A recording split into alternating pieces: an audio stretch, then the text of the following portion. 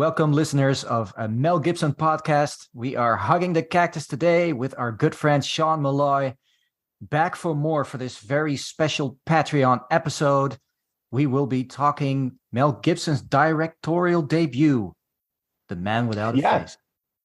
thanks for the invite. This is going to be a fun one. I think this is look, in the end, I think this is just a delightful little movie. You actually are quite knowledgeable about this movie, so obviously we will enjoy your expertise. I don't know if it's expertise per se, but yeah, no, this is an interesting one. I mean, there's a lot we can say about it. I guess it is based on a book. Unfortunately, I do not know too much about the book. It's my understanding. I think that that Mel Gibson and the film took a few creative liberties with it. In the end, probably for the best. But I think what I appreciate about it the most is that it is it's a really fine little character piece. And I think if you really think about this, I think most actors, when they make the transition into directing, they rarely really go right to a big budget spectacle type film. They always do something fairly small that is more character driven. And I think that's exactly what Mel Gibson is doing here. Is he's saying, okay, I want to go into directing, I want to see what this is like, but he's also kind of aware at the time. This is 1994, I think. So he knows at the time, okay, I know my limitations and I'm not ready to jump right into Braveheart just yet. And so what he does is he crafts and puts together this just small little character piece that really focuses on two main characters, that of Justin McLeod, that's the Mel Gibson character, and then the little boy, Charles. In the end, I think the relationship between the two characters is really sweet. I mean, it's just a really good movie. Some of the things that are in it, I don't know if they play as well today in 2023, which I'm assuming maybe we'll chat about. But in the end, I think this film doesn't bite off more than it can chew, and it's I think it's a good little movie. Yes, it is. I did have trouble finding the budget, because I know what it brought in, but I had a hard time finding out how much it actually cost to make. I don't know. It doesn't look very expensive, so let's assume it didn't cost 36 million, which was the total they actually had worldwide. I think it was 24 million, as they say, domestic or stateside. Yeah, for a directorial debut, not too shabby. And he also self-produced it, because this is actually one of the first Icon productions, which was Mel Gibson's production company.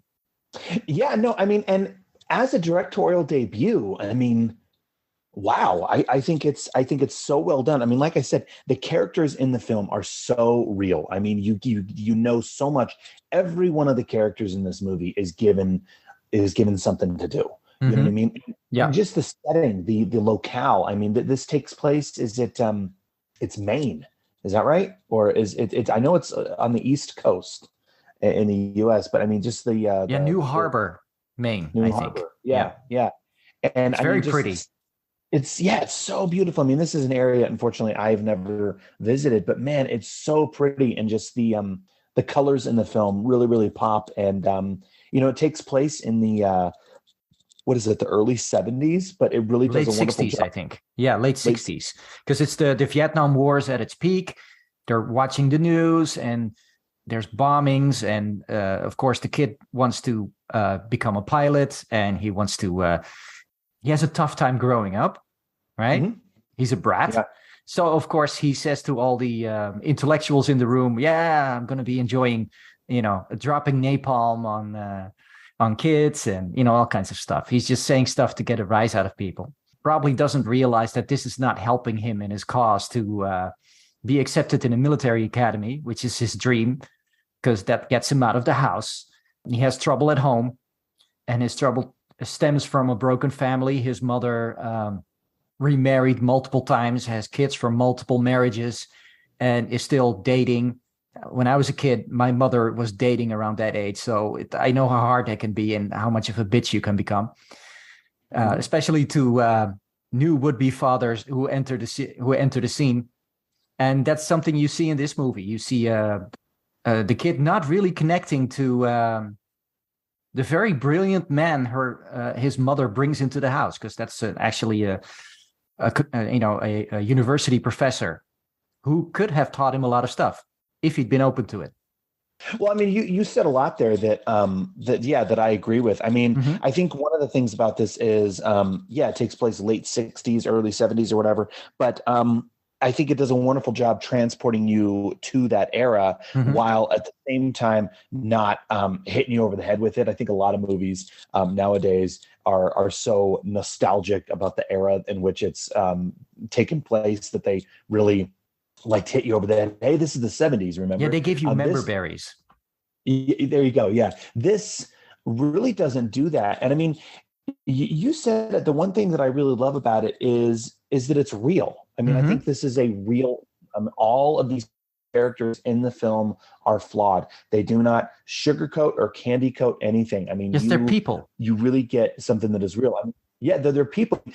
And you said something else that I can relate to this as well. I mean, I came from a household. My parents are divorced, Mm-hmm. so as a young kid, I can certainly relate to your parents bringing new people into the home and trying to build a family. With Mm-hmm. that.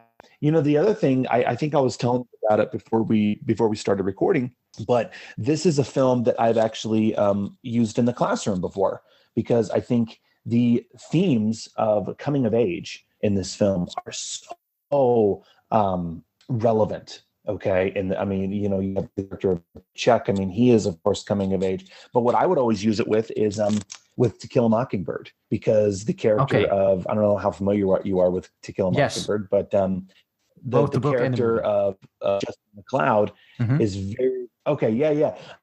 The character of Justin McLeod is so similar to Boo Radley. So Mm-hmm. you can draw just awesome parallels between these two neighborhood recluse characters. Yes, it's kind of it has that classic literate feel.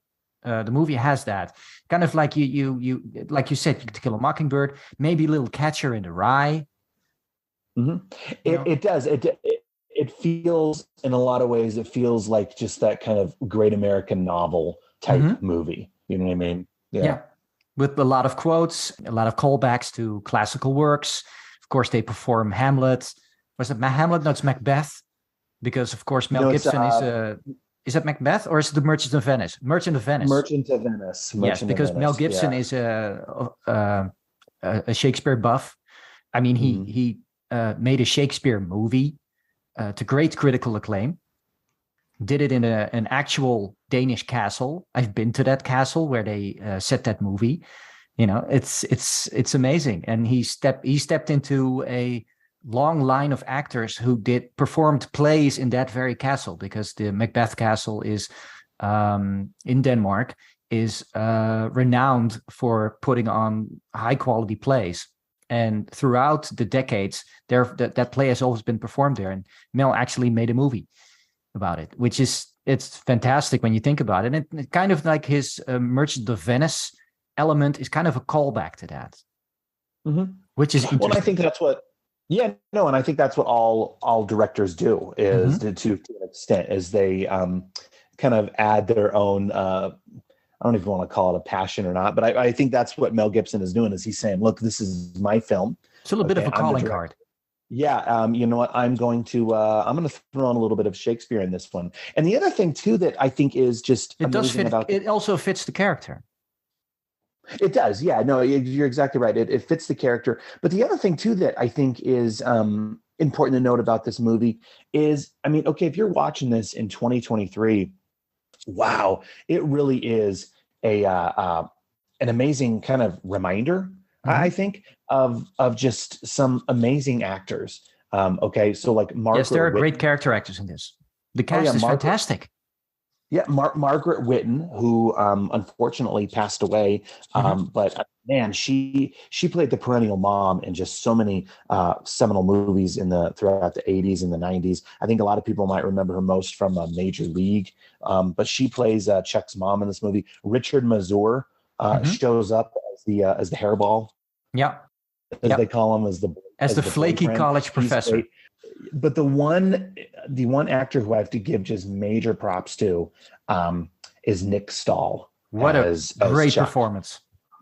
Oh my God. You know, Arguably you watch it and one of the best children's actor performances ever. It's you fantastic. you watch this, and I honestly think, because I know that when Schwarzenegger was doing Terminator 3, Hmm. there was some flack. Like, why are you casting Nick Stahl over Edward Furlong?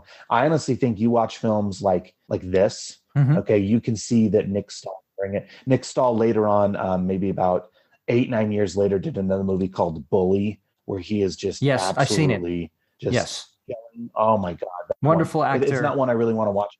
Yeah. Yeah, His talent he's can't be just denied. amazing.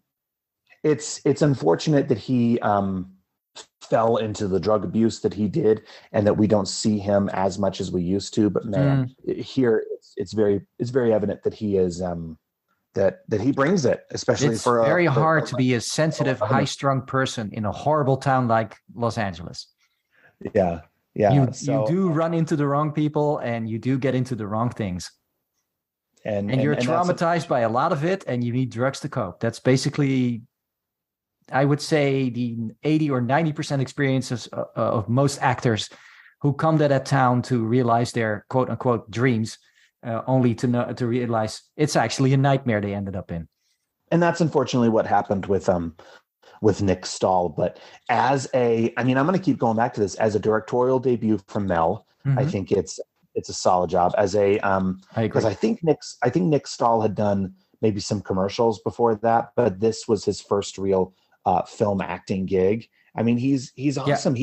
And he knocks it out He of the park. It's a great performance because he he doesn't over emote, right? no, I mean, this is an introspective kid who acts out.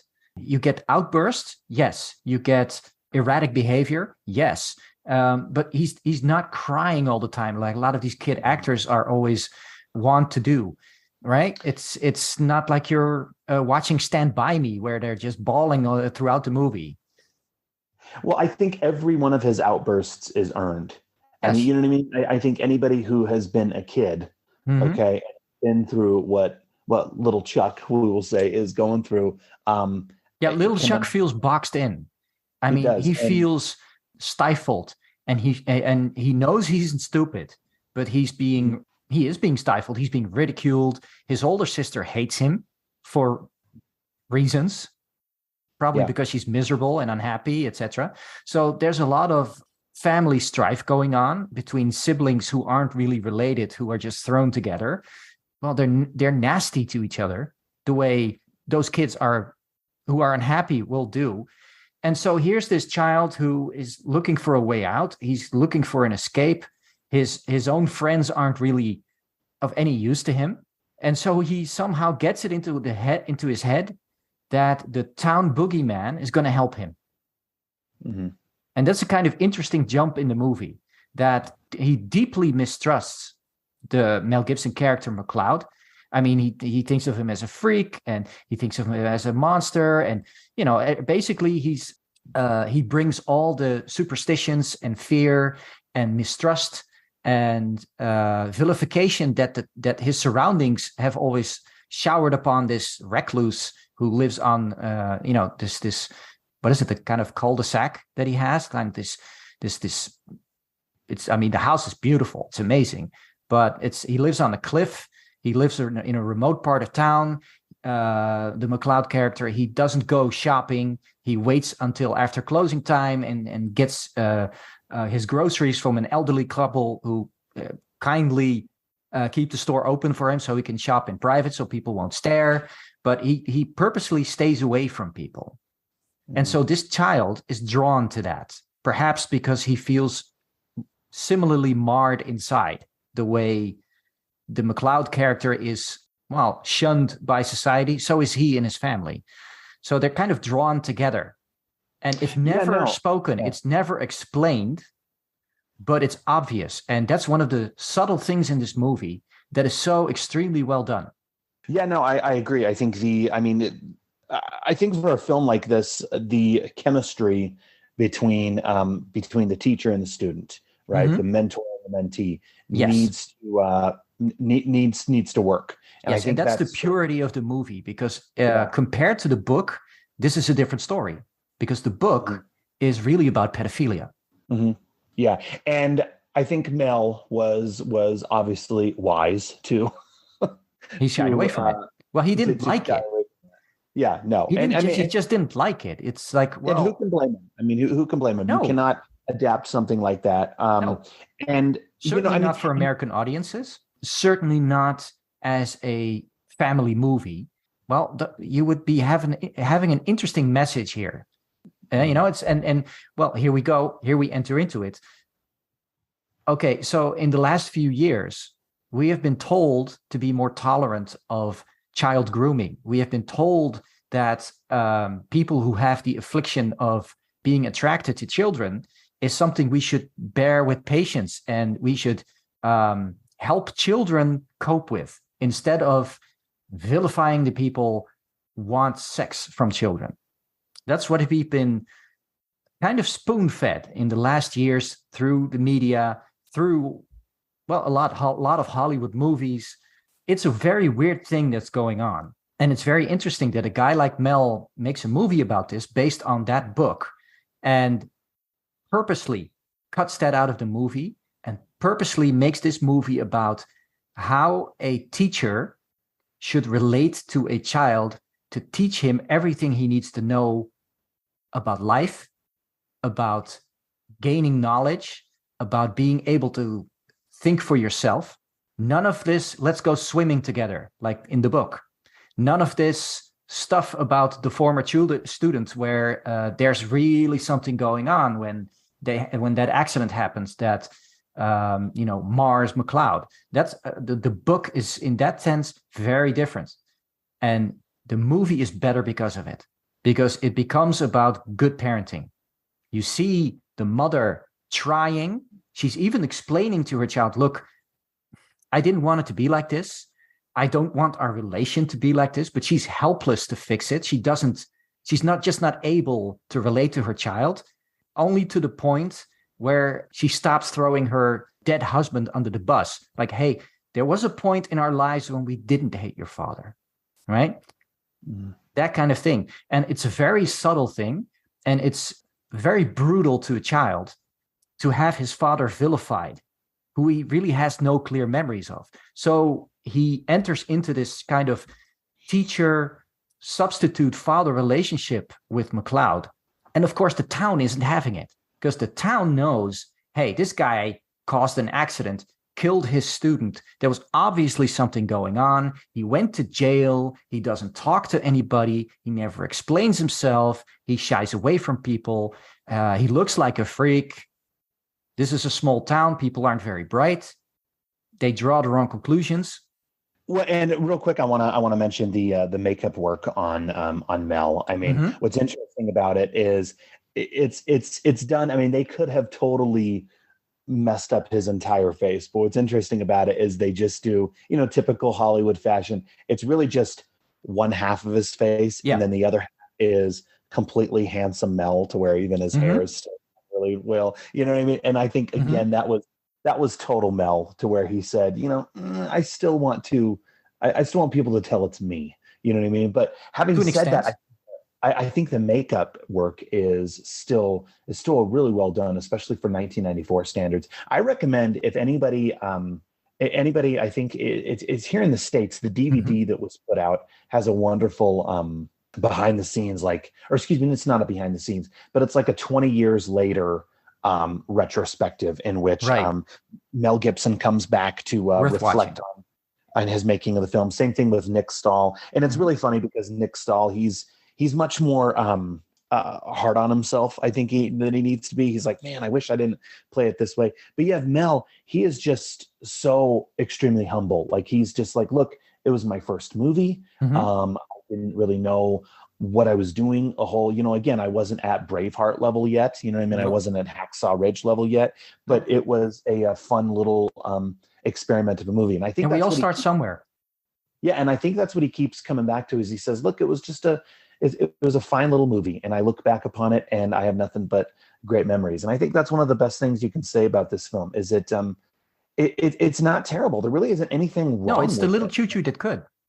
Yeah, it really is just like I said earlier at the beginning of the conversation, it really is just a delightful little movie that I think captures not only does it capture the late 60s really well, but it really explores the whole timeless theme of coming of age. Mm-hmm. And I think as people, as humans, we all have those teachers that resonate with us. And I think that right there is a theme that that is really salient. We all have those teachers that for whatever reason we'll always remember that had an impact on us. And Yes. I think kudos to Mel for exploring both of those themes in just an excellent directorial choice. Yeah, in a he really saved the material with that choice. Yeah.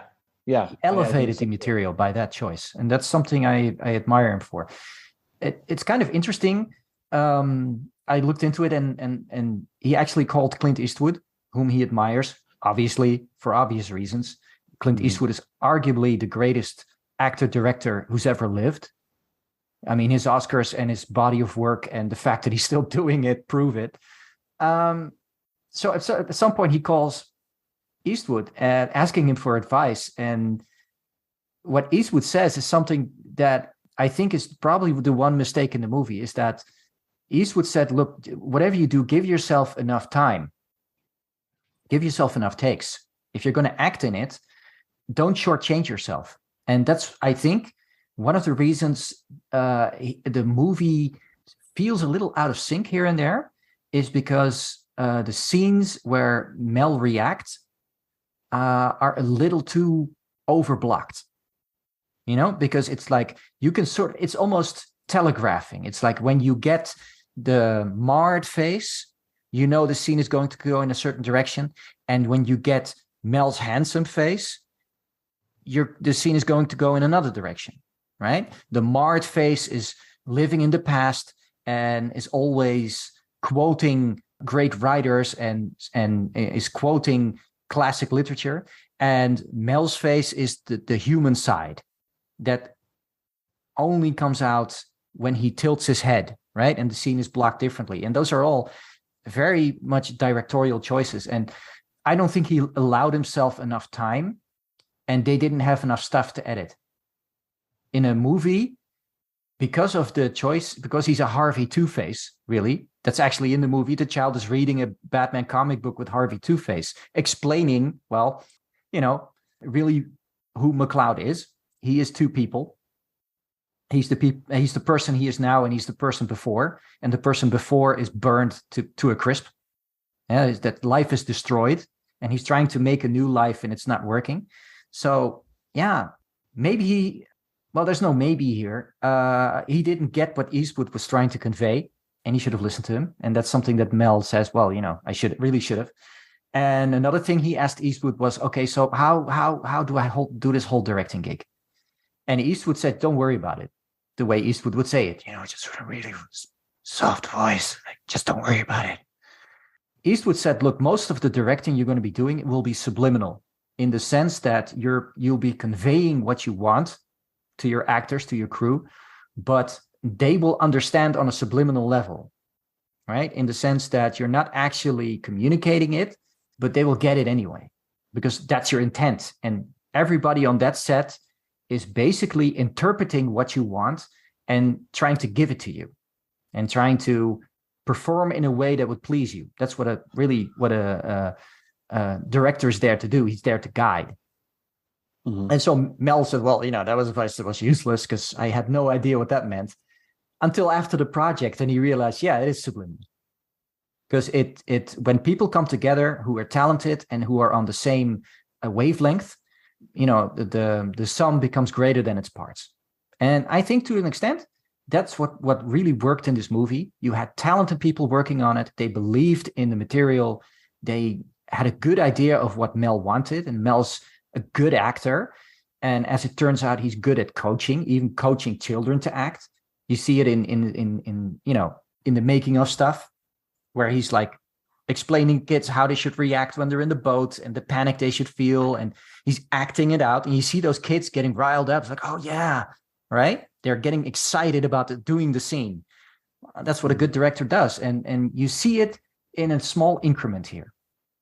You see the brave hearts and the hacksaw ridges we will ultimately get.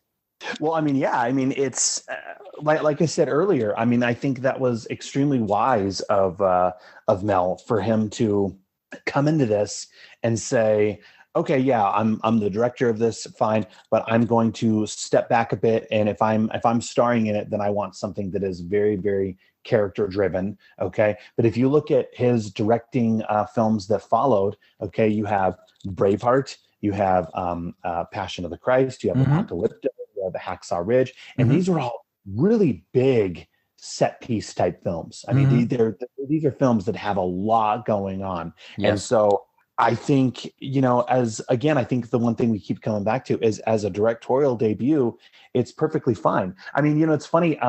This is weird that I'm just thinking about this, but I watched.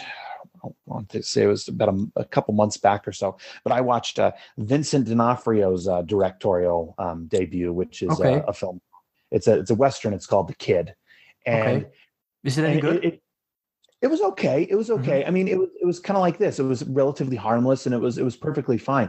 But Sure. it's funny. I think when a an actor decides, okay, I want to step behind the camera, and maybe I'm going to be stepping behind the camera, but I'm going to insert myself into the film as well. Mm-hmm. I think they always decide, well, if it's my first go out of the gate, I'm Mm-hmm. going to scale things back a bit and really let the actors and the talking do most of the heavy lifting, which I think is Mm-hmm. extremely wise. And so if you look at a film like The Kid, I mean, it's basically just another telling of Billy the Kid, but it's again, you have a younger actor in there. Okay, you have Ethan Hawke doing his thing, but Okay. it's It's with Ethan it's Hawke. Great. very yeah, but it's very character and actor driven, and I think that's what Mel did. But I mean, man, again, as a directorial debut, I think he does a fantastic job. And like I said, you look at the films that followed. I mean, the guy has the, the guy has a style, and he has definitely an eye for what is a pretty shot. And the other thing too that you mentioned that I just want to mention real quick is, look, Mm-hmm. I know that I know that Mel is not everyone's favorite in the media. Okay, he's not exactly the media's darling due to some of his behavior and actions. Many directors fall from grace. Let's face facts. Exactly, but you've never heard anybody speak poor about him behind the camera. You know what I No, mean? He they all know seems he's like competent. he's competent, and he's just an absolute consummate professional. And you look at the that retrospective on the DVD, and he seems. I mean, for me, I mean, he didn't seem like he was being a total asshat, um, directing these children and everything like that. I think I don't think he's an actor that and a director that people do not like working for. I think he seems relatively I don't know, Benign. I think the professional. reality is that because it's his production company Uh-huh. and because he is a professional, he doesn't bring his insanity to the workplace. Hmm. Many crazy directors do. Hmm. There are multiple examples. But Mel is a professional, and people know him as a professional, no matter how they feel about, how his public persona is perceived. Because, of course, Hollywood in many ways is all about perception, right? And, there's no getting around to the stuff he did and the stuff he said. But Hmm. if a studio can get away with hiring him, they will hire him because they know how good he is. In many ways, like we talked about John Milius when we did the Conan, the Barbarian recording. And so recently I recorded Red Dawn with Ryan as a special episode. And we get into who John Milius was, how brilliant he is, and what a great director he is, and how he, coming out of the 60s, was slated to be the great director of the 70s, right? And he was on par with Spielberg, on par with Lucas, on par with Coppola, and many others. And what happened to him? Well, he was perceived as crazy, and he did something unforgivable. He made a movie about communists invading the United States. Well, we can't have that.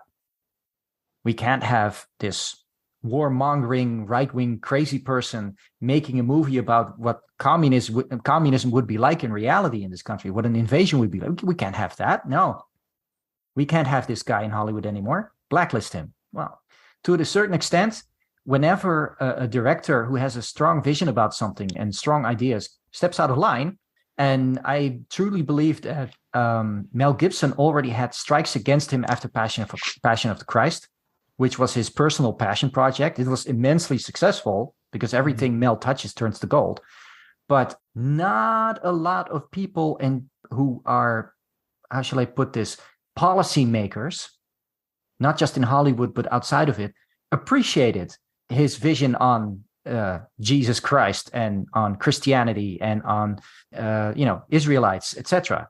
And I think they were just waiting for him to make a mistake. Mm-hmm.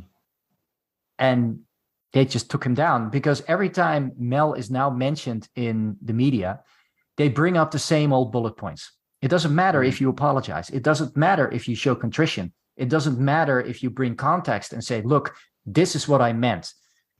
Things got a little crazy. Things got a little out of hand. We're all human here. That's basically what his message was. It's like, look, I was just out of my mind. I was dealing with a lot of pressures, blah, blah, blah. Nobody forgives him.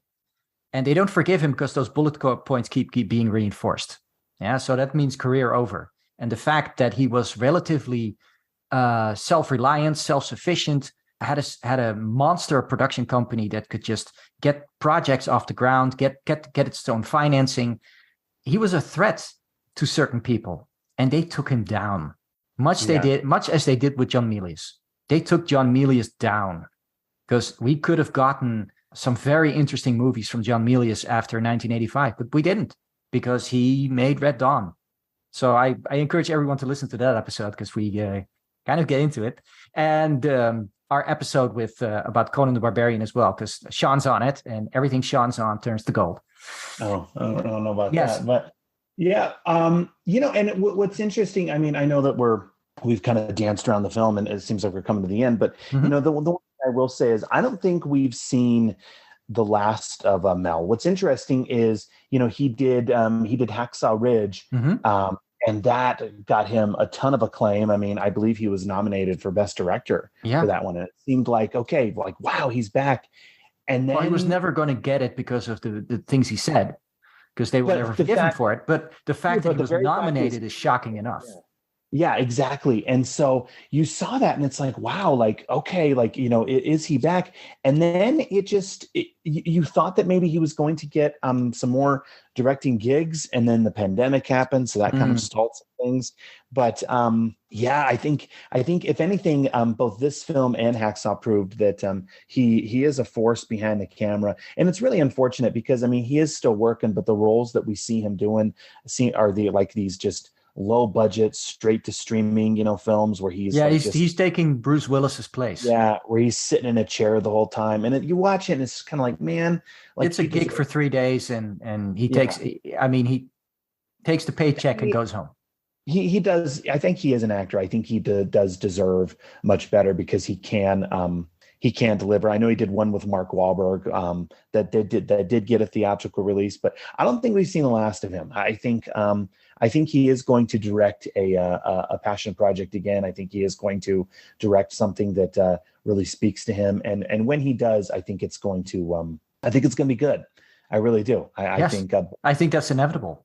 Yeah. I don't think. Yeah. So anyway, yes, so basically, this movie, A Man Without a Face, well acted, well shot, well scripted, small, but also successful in its own way, because you can't expect a movie like this to make a lot of money. I mean, there's nothing really. It's not a comedy. It's not an action movie, so you're not going to get that kind of money. But for a drama like this, of course, it didn't get any acclaim either, in sense that it wasn't nominated for anything. It did get some medium to decent reviews. A critique leveled on this movie is, well, because there were a lot of projects like this, and there were a lot of good scripts, and there were a lot of small movies that were really good. I can understand that kind of criticism would be leveled. But if you compare this movie to the slosh that is dumped on us through streaming, this is almost a masterpiece compared to the stuff we get now. Yeah. You don't get this kind of quality anymore.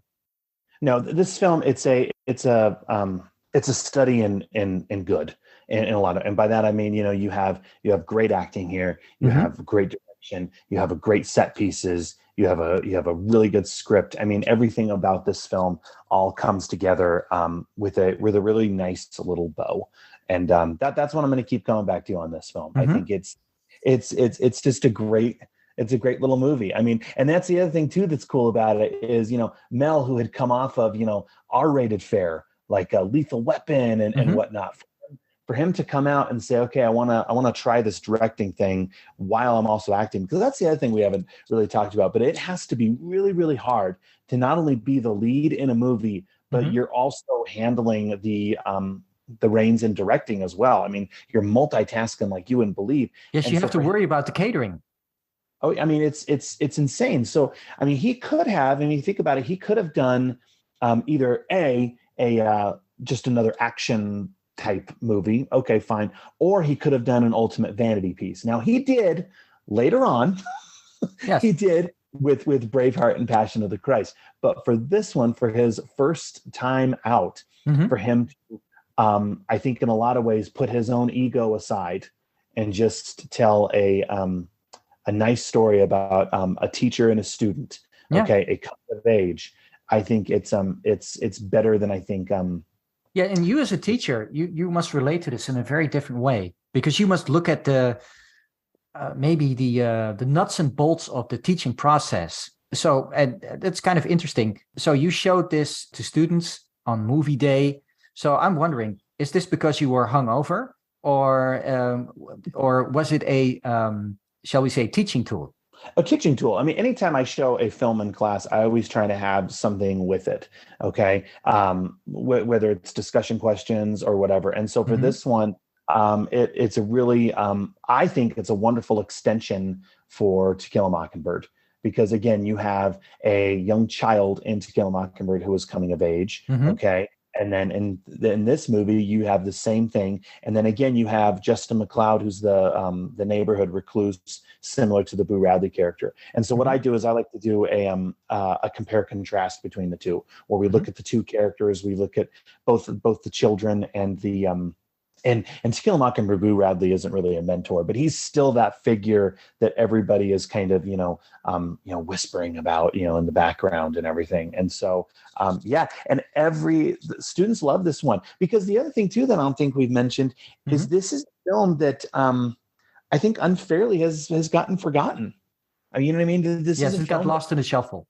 it got lost completely in the shuffle. Yeah, and we don't talk about it much I anymore. I And think it doesn't help that Mel directed movies that have become absolute classics, right? yeah, I That's guess it when did a get debut overshadowed. film Yeah. kind of falls by the wayside, similar to George Lucas directing American Graffiti and right after directs Star Wars, one of the greatest movies of all time. I can't even find American Graffiti, even though it's like starring Harrison Ford and Jamie Lee Curtis and all these great actors. It's hard to find. Why is it hard to find? Nobody cares about American Graffiti. We all want to see Star Wars. Yeah. Yeah. So there's that. Yeah. But I encourage anybody who, I mean, even if, I honestly think the other thing too that's cool about this movie is, even if you're not a fan of Mel Gibson, because I know that there are a lot of people out Sure. there who are, I don't want to give him the time of the day, Hmm. due to, certain, but I He honestly hates think, Jews, so I must hate him. Some kind of thing. That kind of but I thing. think even regardless of how you feel about Hmm. him in his personal life or whatever, but if you look at this as just a movie, I think this is it's just a wonderful, sweet little film that I think anybody can come in and enjoy. And I True. think that's what movie going should be, man. Right? It should So be. It should yeah. be. It So isn't. You don't get yeah. like family friendly movies anymore. Arguably, you could say, well, Avatar 2 is a family friendly movie in the sense that it at least sort of portrays a normal nuclear family again, even though I'm they're not taking. blue. Yeah, and I'm not going to take my kids to a It's 3.5 terrible. hour movie. Sorry, I'm not doing it. I'm just not. This is a film that gets in and out in an hour and 42 minutes. You know what I mean? And Yes, it we don't does need 4 hours what to it tell a basic story. And this is a very no. basic story. it has a great feel-good ending because in the It really end, does. the kid is okay. You know Whether what's he interesting? survives Vietnam, we don't know, but that doesn't matter. Well, it's not a traditional ending in a sense. You know, that's the other thing that's kind of cool about it is yes, it does have a happy ending, but it's a real bittersweet ending because I mean, spoiler alert, but Chuck and Justin McLeod don't see each other again. They don't Never. communicate with each other again. It's one of those things, and you almost, and this is one of the discussion questions that I pull out when I've shown it in the past, is at the Hmm. very end, does Chuck really see Justin in the audience, or is that a figment of his imagination? Because you could go both ways with it. Yeah, yeah, You yeah. could argue It that could be a okay, surreal ending.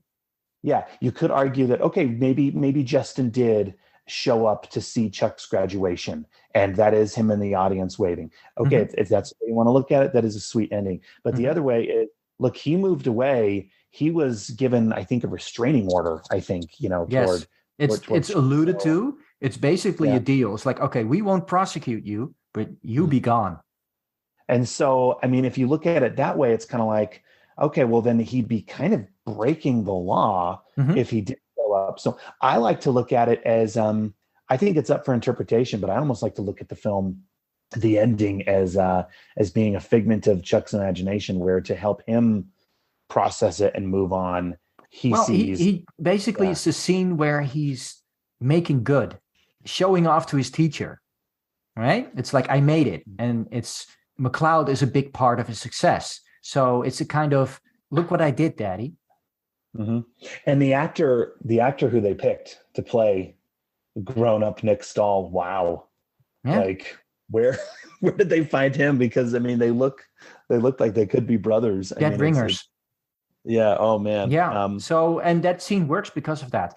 And it's kind of interesting because it sort of bookends how the movie starts because in at the start of the movie he dreams about this success, right? Where he graduates, and it starts with the contentiousness in his family because he dreams of his sister being silenced, hmm right? It's a kind of a narcissistic dream where he's celebrated for his brilliance and his sister has to shut up and show appreciation because her face is plastered over.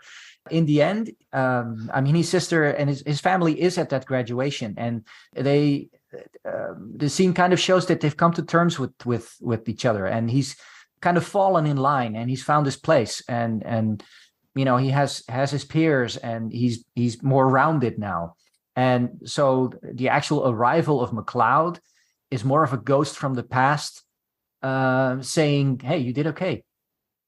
hmm Yeah. And whether No. and right you are whether McLeod would actually have risked his parole or whatever measures were taken to stop him from contacting that child.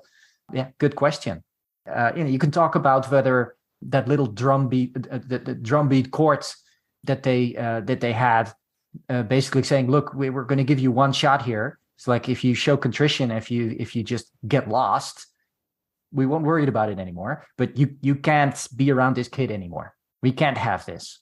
Yeah. And it's kind of interesting. This village is kind of policing this situation, arguably for the better, because if you start to condone this kind of stuff, well, to what kind of things will it lead, right? So I mean, this is the Brady Bunch '60s. This is not hippie '60s, despite the mother and the lefty intellectual smoking pot around those children suggest. This is still a conservative town with conservative people who are just sort of like, well, a kid can learn stuff in school. He doesn't need a tutor, and he certainly doesn't need this kind of tutor, and certainly not with a guy with this kind of shady past.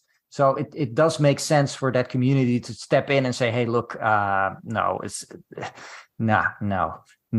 You go do your little painting somewhere else and stay away from kids." Yeah. Well, this was fun to go back Right? and talk about. Thank you for the invite and yeah, let me talk for once about something that is non-action related. I really do, because normally anytime I'm guested on, I always seem to discuss the testosterone heavy Yes, we talk action. murder and mayhem. But yeah, no, this was a ton of fun. So thank you for the invite. Yes, well, it's a special episode. I mean, we're doing it for Patreon for a really small audience who is really just helping me keep the podcast on the air because stuff is expensive. So we really appreciate all the listeners for this particular episode because it is made especially for you. It's not going on the regular Last of the Action Hero channel because it's really not very action related, but it is mail related. Yeah. Well, no. So thanks so much for coming on, Sean, and sharing your insights with us. So thanks everybody for listening, and we'll see you next time. Bye-bye.